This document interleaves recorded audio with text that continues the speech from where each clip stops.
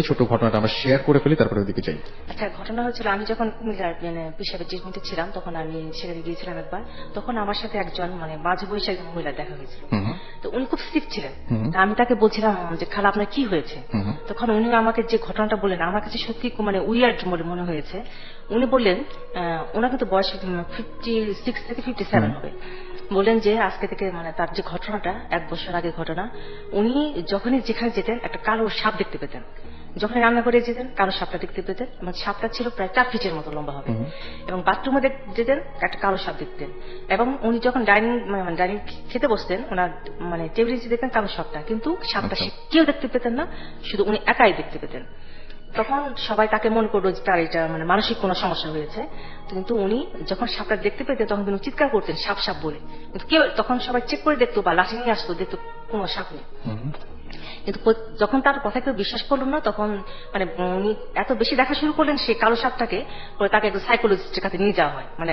উনি আমাকে যেটা বলেছেন আর কি, সাইকোলজিস্ট তাকে যে ট্রিটমেন্ট দিলেন, স্লিপিং পিলস খাওয়ার ঘুমের ওষুধ দিলেন আর কি।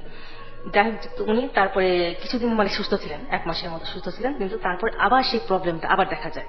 উনি বললেন যে একবার উনি দেখলেন তখন নাকি 3টা বাজে দুপুর, খাটে বেডে শুয়েছিলেন। উনি স্পষ্ট দেখতে পাচ্ছেন যে কিছু একটা তার শরীরে উঠে আসছে। উনি এটা খুব ফিল করছেন।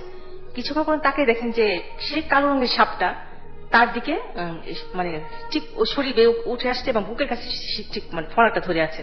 উনি এটা দেখে তো সেন্স হয়ে যান। পরে যখন তাদের যে ফ্যামিলি মেম্বার ছিল তাদেরকে বলেন, তার কেউ এটা বিশ্বাস করলো না, বলে তোমার এটা হতেই পারে না, এরকম ভুল হতে পারে একদম। তারপর নেক্সট দিন আর কি উনি বললেন যে পরের দিন যে ঘটনা হয়েছিল সেটা খুব বেশি ভয়ঙ্কর।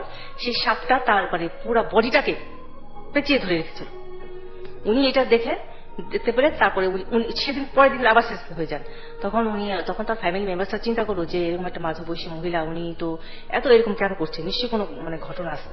তারপরে যখন ওই হুজুর কাছে নিয়ে যান, আমাদের কুমিল্লা যে হুজুরের কথা বললাম, তখন হুজুর বললেন যে এটা ছিল একটা দুষ্ট জিন। আমি আপা এটা এই ঘটনাটা এরকম ঠিক না, তবে এরকম কাছাকাছি একটা ঘটনা শুনেছিলাম যে আরেকজনের কাছে যে তিনিও নাকি এরকম মাঝে মাঝে সাপ দেখতে পেতেন এবং তার বাসার